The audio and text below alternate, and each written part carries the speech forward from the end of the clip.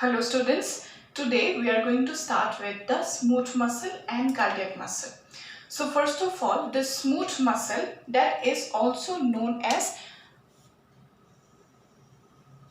unstriated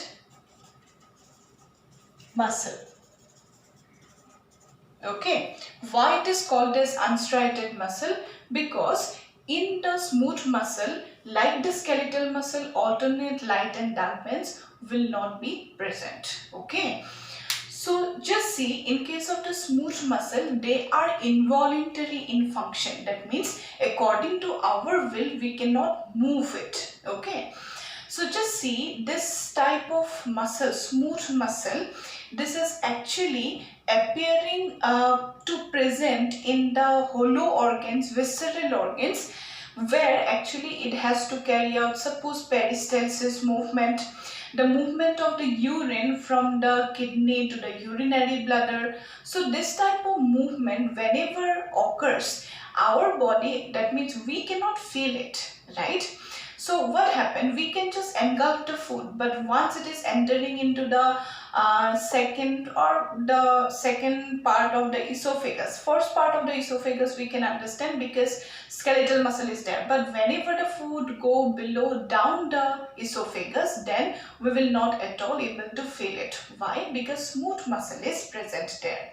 So just see, this smooth muscle is not attached to or not associated with the skeleton. Okay, so our skeletal muscle movement will be associated with only the skeleton, that is the skeletal muscle. Now, if it is in case of the smooth muscle, then the smooth muscle will not at all carry out the movement of the bones or our skeletal system. So if you need to see only one cell, okay, suppose one muscle fiber, then how it will appear, okay? So just see, these cells are elongated and spindle shaped. How it is? It is elongated like this, suppose like this, right? And in this, they are spindle shaped, unbranched, drawn unbranched, and it is uninucleated. And where the nucleus is present, the nucleus is present centrally, right? So centrally we are going to have one nucleus like this, okay? That is not peripheral and it is not even multinucleated. One cell is going to have only one nucleus, right? The next thing, that in that composite myofibrils are suspended in the sarcoplasm. So these are the myofibrils. Okay. So if you see this myofibril, it will going to be suspended like this. Okay, it is present like this. So that's why it is not possible that you can able to get any type of light band or dark bands, right? So it's just appear like this.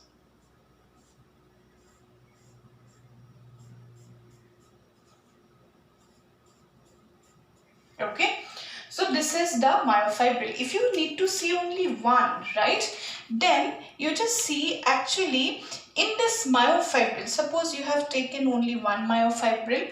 Okay, so in this myofibril, what happened? The actins and that myosin protein, how it is present? Suppose these are the point of attachment of the actins. Okay, so with this actins, with this point of attachment, the actins will be present like that. Okay, and attaching to this actins, what they have? The myosin like this. Okay, so suppose once again this point of attachment, then after that actins. Okay, so actins will present like that from both these two sides, and after that myosin will be present like this. Understand? So this way we can able to find the smooth muscle like this. Okay, So that's all about the smooth muscle. Now just see the location. If it comes to the location, then it is present on the wall of the hollow visceral organs. Hollow visceral organs means inside there is nothing. There is a wall-like organ is there where only walls are there. Like suppose you can take the example of our respiratory tract, then the food tract, that means the whole digestive tract, then the urinary tract. In this parts actually what we have the smooth muscle, right? So see, this is all about the locations. Like see, walls of the hollow visceral organs like GI tract. GI tract means it is gastrointestinal tract.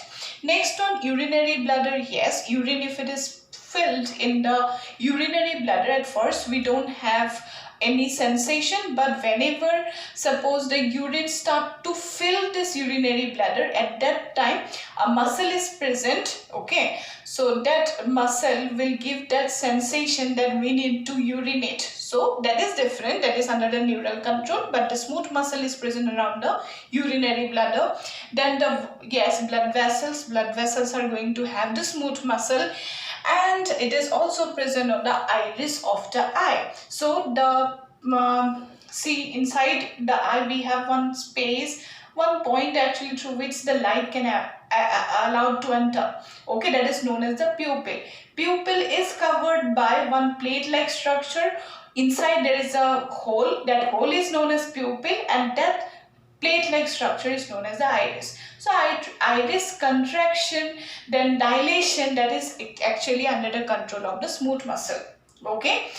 Whenever there is suppose high powerful light, if it try to enter, our size of the pupil will decrease. Why? Because this iris contracts, okay, and it will decrease the size of the pupil. And if suppose there is not enough light, then the size of the pupil will dilate, and whenever it dilate, more and more light can enter, and we can able to get maximum information in absence or in less light, right? So that is about the location of the smooth muscle. Now we have to see also the types of smooth muscle. So whenever it comes to the types, okay, we are going to have two types of smooth muscle. One is known as the single, okay, one is known as single unit, okay, and another is known as multi-unit. Okay, single unit smooth muscle and multi-unit smooth muscle. So how they are present? If it is coming to the single unit, na? So single unit muscles, they are present together like this, okay, as a bundle, right? And if it is suppose multi-unit, they will be present as a separate branches, okay, like this. Done. And they are going to have the neural control also. The blood vessels will come like that, nervous control will be there, okay, and here the separate nerve and blood vessel will go to each cell, okay. So what happened in case of the single unit and multi-unit type of smooth muscle? What happened? See, this single unit, as the fibers, all the cells are coming so much close to each other, they have the they have actually one characteristics that it can contract together as a unit, okay. And the multi-unit, as in case of the multi-unit, the bundles are present at a distance, then they will separately contract and carry out contraction, okay. Next one, where the single unit is present, it will present in the walls of the hollow visceral organs. As a unit, it will contract. It will be not like that one part of the stomach is contracting and the another part is still in the relaxed state. It will not happen. If it is contracting, contract as a unit, right? So this is a single unit location. Wall of the hollow visceral organs like stomach, intestine, urinary bladder also, okay. And if it is multi-unit, it will be present on the hair follicle, hair root. So whenever you see your hair root, then have you seen that whenever we have shivering, the hair root that actually get erect, our hair will start to get erect whenever we have suppose shivering, isn't that? Then hair will get erect due to the erectile villi. What happen, it will get erect one by one. You can understand, one by one it will start to erect, okay, not suddenly in instance they will contract together, okay, it will be not like that. Multi-unit will individually contract, so that's why hair by hair it will get erected, right? So that will be known as the multi-unit type of smooth muscle, right? So what we are going to have, this smooth muscle, which is look like this smooth muscle, this sarcoplasm is there, right? There is a nucleus, central one nucleus, uninucleated, where the myofibrils are suspended in the sarcoplasm, okay, they have the gap junction so that they can contract together. Next one, what are the organs? It's basically present in the visceral organs, hollow visceral organs, then the eye also, in the iris of the eye, as well as the erectile pili of the hair, it's present.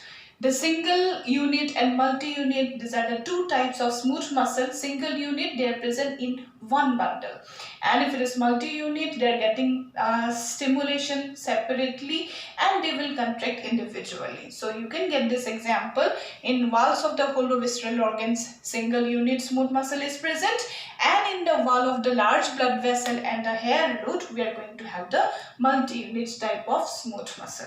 So that's all about the smooth muscle. Let's just move to the last part, that is cardiac muscle.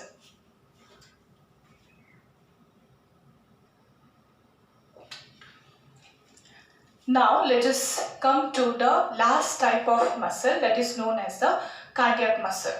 So as it is the cardiac muscle, it is present only in the heart, okay. There is only one location, that is the heart, right? So in case of the cardiac muscle, what we need to know, that it has also A and I bands, right? But not like the skeletal or the striated muscle. It has the light and dark bands, A and I bands, but very faint light and dark bands are present, right? Next one, it will contract and relax rapidly, rhythmically throughout life. The heart never get tired, okay, and it can never undergo that means it will never undergo tiredness or fatigue, okay.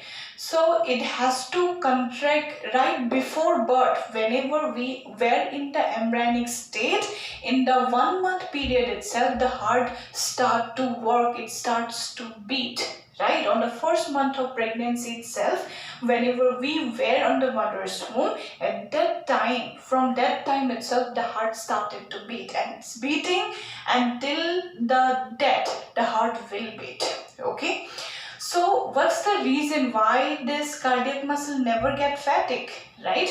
So what's the reason? That it is going to have highest number of mitochondria. Mitochondria is the storehouse of the energy, you know already.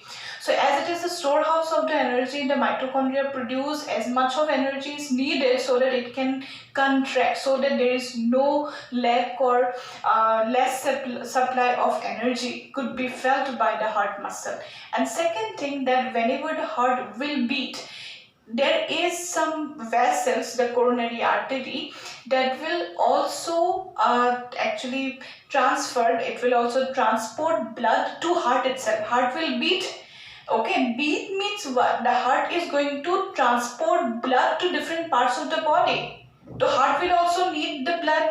So first of all, the heart muscle will take whatever the oxygen is needed, and remaining amount of oxygen in the blood, that will be transported to the rest of the body part. So that's why this cardiac muscle will never have a less oxygen, and that's why the less oxygen could lead to undergo anaerobic respiration, then only lactic acid would be formed, right?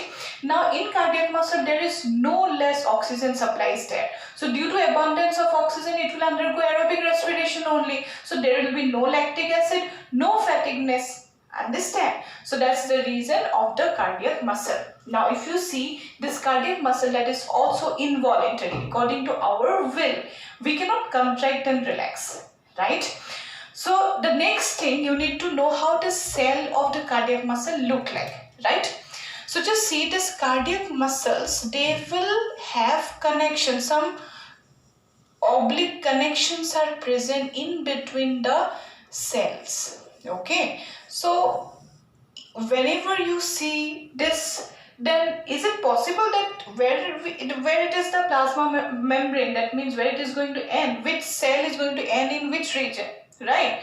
So in between the cell, okay, in between the two cell, what we are going to have, one disc-like structure. Okay, what is that disc-like structure called as? It is just nothing but a type of polysaccharide, right? So it is nothing but this is known as intercalated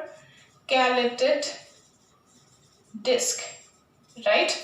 Remember that it is the intercalated disc which is actually going to connect two cells of the cardiac muscle. Now each cell of the cardiac muscle is going to have one nucleus, central nucleus. Okay, so this way the nucleus is present, right? It is branched, you can already understand it is branched structure. It is a uninucleated cell. In between the two adjacent cell, what they have, the intercalated disc.